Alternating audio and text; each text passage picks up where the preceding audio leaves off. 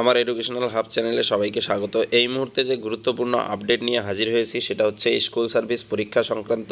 তো school service পরীক্ষার আজকে কিন্তু হচ্ছে লাস্ট ডেট ফর্ম পূরণের।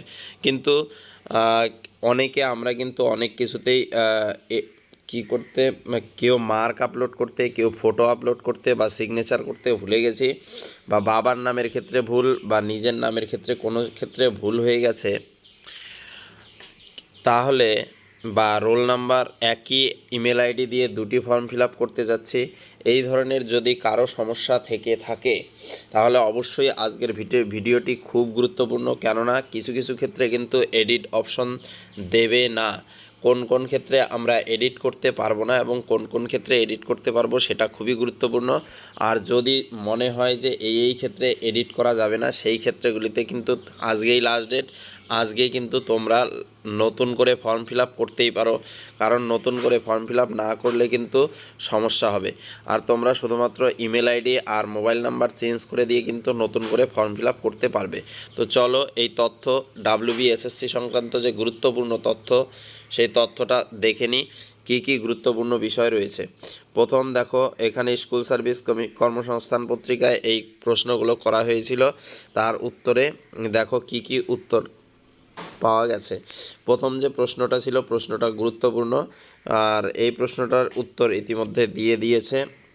তো দেখো যে এক্সটেন্ড করা হবে কি না, আগের প্রশ্ন ছিল, তো এক্সটেন্ড কিন্তু করেছিল 21 জুলাই, অর্থাৎ আজকে হচ্ছে লাস্ট ডেট দরখাস্ত পূরণের।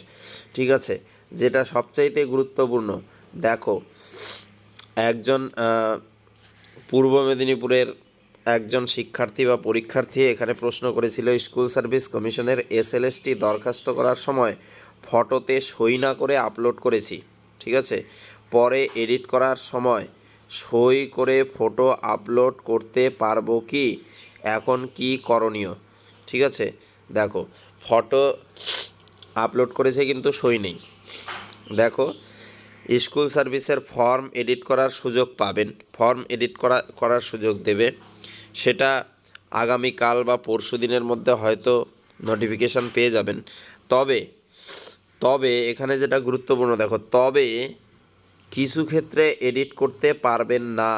দেখো, যাদের এই বিষয়গুলোর মধ্যে ভুল রয়েছে তারা কিন্তু অবশ্যই আজকে নতুন করে ফর্ম ফিল আপ করবেন। দেখো ফটো, সিগনেচার, দেখো ফটো আপলোড করতে পারবেন না। 2, সিগনেচার যদি না করে থাকেন তাহলে সেটাও করতে পারবেন না। নিজের নামে ভুল থাকলে পারবেন না। বাবার নাম, এই যে ক্ষেত্র 4টি আছে, এই 4টি ক্ষেত্রে কিন্তু অসুবিধায় পড়তে পারেন। কেননা এই 4টিতে যখন রেজিস্ট্রেশন করা হচ্ছে, রেজিস্ট্রেশনের পরে কিন্তু নিজের নাম এবং বাবার নাম এই দুটো এডিট করতে দিচ্ছে না, বা ওইখানে কোনো ক্লিকই হচ্ছে না। ঠিক আছে, এই ক্ষেত্রে কিন্তু এই 4টি ক্ষেত্রে অসুবিধায় পড়তে পারেন। তবে না, নিজের নাম এবং বাবার নাম এই দুটো তো অবশ্যই অসুবিধা হবে, কারণ এই দুটো এডিট কিন্তু হবে না। ফটো এবং সিগনেচার এটা নিয়ে প্রবলেম রয়েছে, এটাতে হবে কি না সেটা নিয়ে সন্দেহ রয়েছে। ঠিক আছে, যদি এই 4টি বিষয়ে কারো প্রবলেম হয়ে থাকে তাহলে অবশ্যই তারা কিন্তু অসুবিধায় পড়তে পারেন, তাই নতুন করে আরেকটি দরখাস্ত করতে পারেন। ঠিক আছে, আরেকটা দেখো, আরও একজন প্রশ্ন করেছে যে নবম দশম শ্রেণীর দরখাস্ত করেছি, ওই একই মোবাইল নাম্বার আর ইমেল আইডি দিয়ে কি একাদশ দ্বাদশ শ্রেণীর জন্য দরখাস্ত করলে অসুবিধা হবে? এই ক্ষেত্রে কিন্তু কোনো অসুবিধা হবে না। ঠিক আছে, অসুবিধা হবে না, একই ইমেল আইডি আর মোবাইল নম্বর দিয়ে দরখাস্ত করতে পারবেন।